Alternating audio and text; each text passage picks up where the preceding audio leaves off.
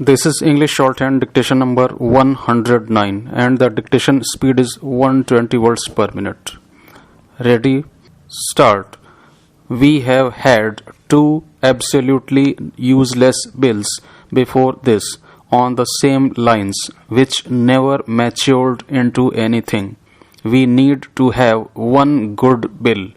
The National Green Tribunal bill that would judge environmental issues was introduced in July 2009.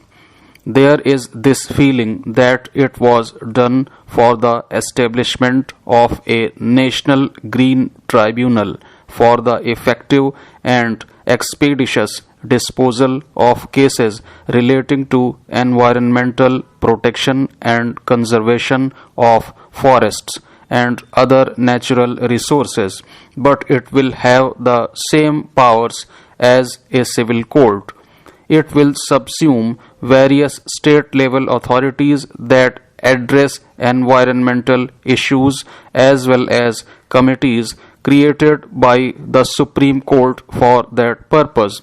This new bill that he is bringing in is flawed in parts. Some of the amendments have already been made by the minister. Some of them seem simply cosmetic, like changing 1 year to 2 years, and 3 of them seem all right. The intent of most appointed bodies can be judged from its composition, and on that score the bill fares poorly. The proposed composition of the tribunal follows a tried, tested and failed track. Anybody who has read the bill is bound to wonder whether it is meant to be a club for the retired IAS officers and technocrats.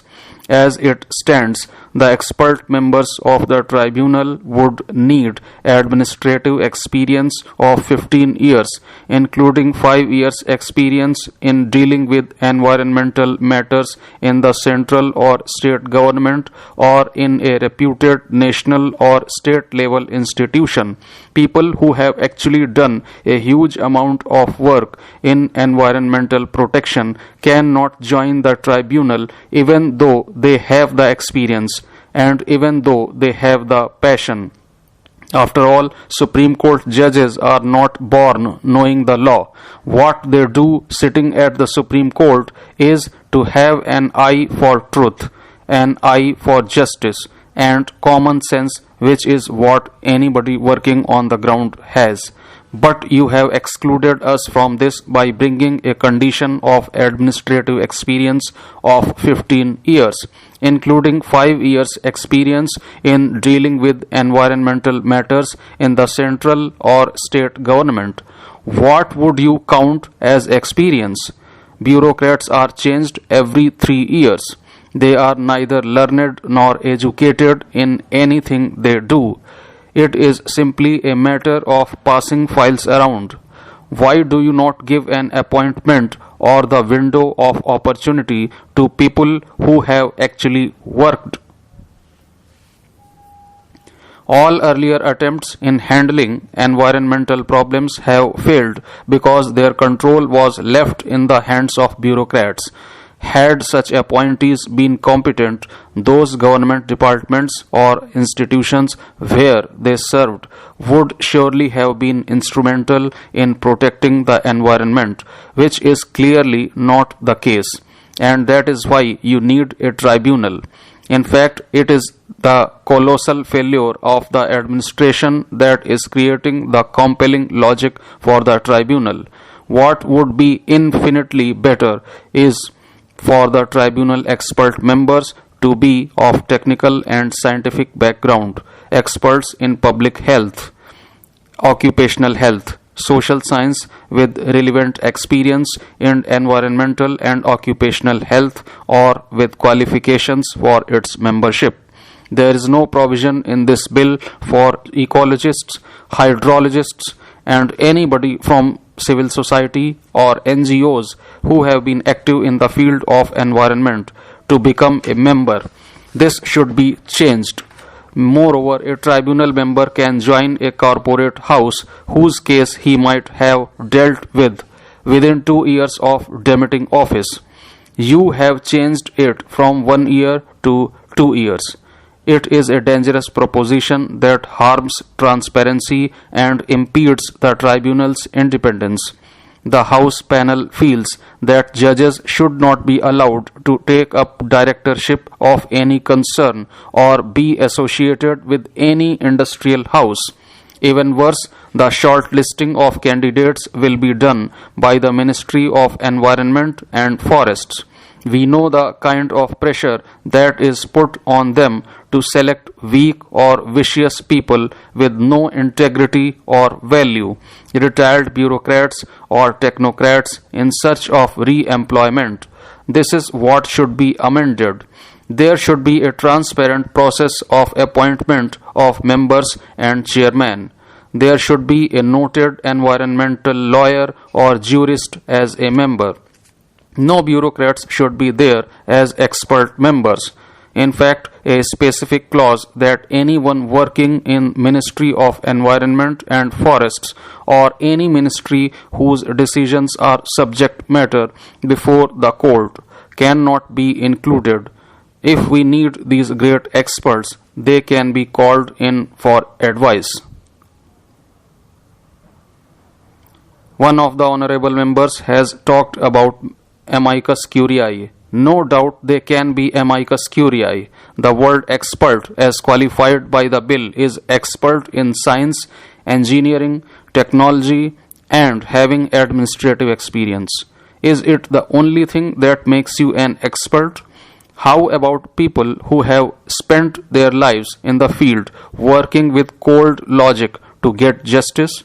The field should be open to anyone who has dealt with environmental matters in the field. What amendment can you put in to include people like me? Then I come to the second phase, that is restrictions on who can approach the tribunal. There is an amendment here which is a good amendment.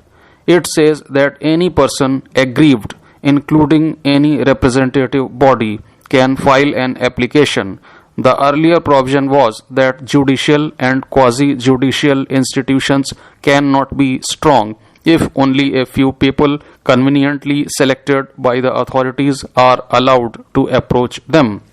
Moreover, since the courts have recognized that since environment falls within the purview of Article 21, it is clear that all persons have a duty to protect the environment and a corresponding right to question the adverse impact on environmental health. The bill ignores this principle.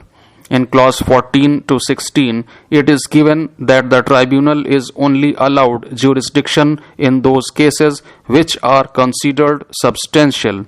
The word substantial has been qualified to mean the community at large rather than individual or a group of individuals, and the damage should be grave.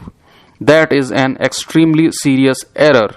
The tribunal can judge what is substantial without any qualification. When does a group of individuals become a community? Would 50 remaining Jarawa tribals qualify as a community or a group of individuals when their forests are cut down by loggers? Does the individual not deserve protection, or does he have to wait until everyone suffers as much as him? Leaving the judging of the issue to the tribunal to decide whether the group is large enough or the issue is grave enough is ridiculous. Let us suppose I live in a lane of 6 houses which has 3 peepal trees and a company comes in and cuts them down. This would seem so small to the tribunal, but it is life and death to that lane. What should the bill add? All issues arising out of non-implementation or compliance of approval conditions should be a subject of the bill. This is one of the main grievances, as you have with all the mining cases that you have taken action on. They take the approvals for a small patch of land and then destroy an entire district, as in Karnataka, Andhra Pradesh and Rajasthan. You have no compliance mechanisms.